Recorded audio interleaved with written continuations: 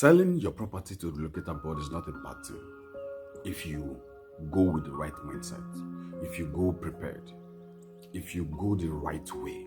See, a lot of you are saying a lot of things on the comment section of the last video I did on selling properties to relocate abroad. It is not bad to relocate abroad if you really plan, have a solid plan with God backing you and knowing fully well that God wants you to relocate abroad. Is a different thing that you just heard that people are relocating abroad, you just jump into the bandwagon and relocate. That's stupidity. That's not the kind of thing I'm talking about.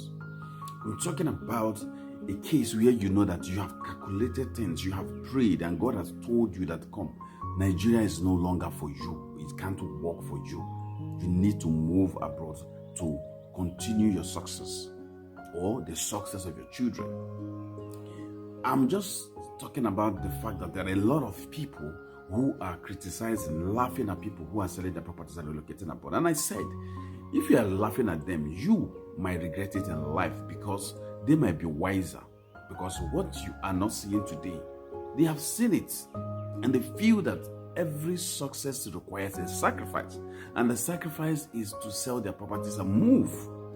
They're not selling the properties because they don't have hope in Nigeria anymore. They're selling the property because they want to raise enough funds to move to the next level of their life. A lot of people in Nigeria, their brain, their star is not even in this country. It might be in Benin Republic. It might be in Ghana. I'm not even going too far. So you don't say the money is too much and all. There are people that their own head, their star, where God has destined them to succeed, is not Nigeria, but they are born Nigerians. Those are the people I'm talking about. The economy is bad.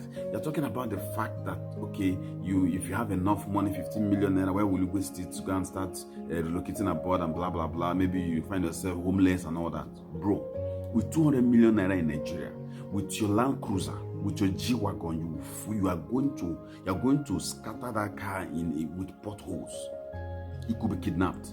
If God forbid you have kidney failure, heart failure, or any problem, or people around you have that, all of you are going to find a way. You're going to find a way to relocate abroad or to fly the person abroad for treatment. The healthcare system is dead.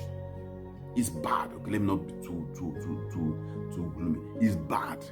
The economy is not predictable. Let's not lie to ourselves. It's not predictable. And I'm not saying that people are not going to make it in this country. No, that's not my point. There are people who are meant to make it even in this bad economy, but not everybody. So, my audience, the people I was talking to, are those people who need to move. If you need to move and you have money, don't be comfortable. This bad economy is a sign for you to move. But if you don't need to move and you're moving and you're sacrificing the little God has blessed you with, then you are at fault because you have not prayed. You don't make such a move without prayers, without consulting the spiritual realm.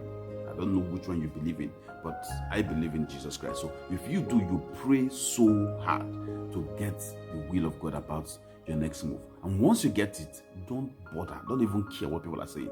And nobody's going to tell you that when you get it's going to be all rosy. It's not going to be all rosy. It's not going to be all rosy. People are talking about being homeless, people walking on the street. I don't know homeless people in Nigeria. Somebody even said something like, if you take your children abroad, you will regret it. Are people not regretting having their children in Nigeria? Are you telling me, what are you saying? There are stories of people whose children are small. People, I mean rich men. I'm not talking about just other rich men. Some of their children are now junks here in Nigeria. Any kind of thing you think anybody can do that is evil or bad abroad, they're doing it here in Nigeria. So location or environment is no longer a point of argument. If you talk about being homosexual, there are homos in Nigeria. What's Bobrisky promoting?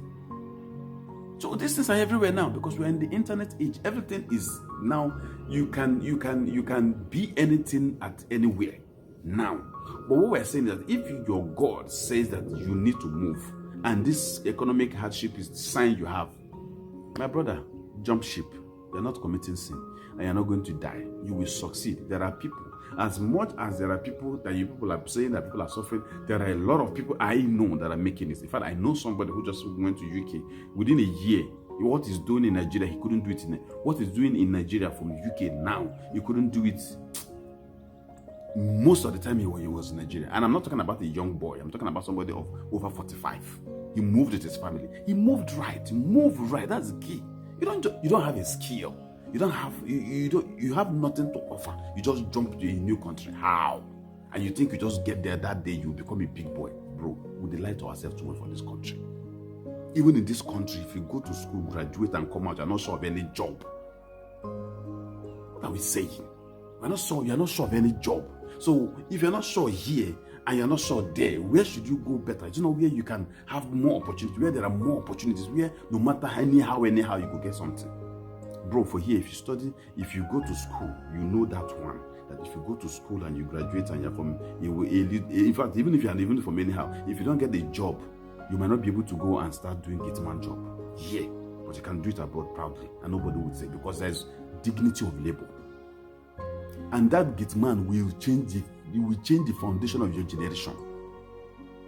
I've lived abroad before, so I know. So let's stop deceiving ourselves. It's not going to be rosy at all. But you have to travel right. I've seen people who traveled and came back. Why? Because the skills they have is better for them here. So you should be able to you should calculate what you have and the environment that suits what you have. That's how it is. This person I'm telling you that came back, in fact, he was a landlord. He didn't even have to sell his house. He went with his family. He went there 6 months, UK for the same, to be specific. He went there 6 months, he came back with his family. And I was like, wow. He said, he was a trader, or he is a trader. He sells cars. You want to go to UK to sell a car? How?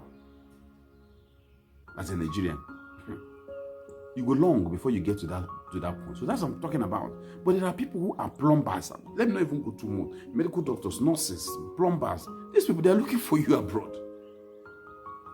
Plumbers, carpenters, drivers, truck drivers. As an artisan and professionals, you need a skill. You don't just jump into, buy a ticket or go and get a visa and God give you get a visa, they just tell everything you have and move. To do what? You want to eat block? Do you want to eat block? Is it rocks that you want to, is it snow you want to be eating? No, you prepare it and do it well. Please, follow me and let's talk more. We are trying to educate ourselves. We're not fighting, we're educating ourselves. Everybody's sharing. Because this is the kind of conversations we need. A lot of people are moving the wrong way and the people are sticking here wrongly. Just know that no matter what happens, it's God that keeps us. It's God that prospers us no matter where you are in the world. But no matter how rich you are, Nigeria can happen. God forbid it will not happen to any of us. In Jesus' name. Follow me, subscribe, let's be friends. Thank you. Pascal Chikero. Thanks.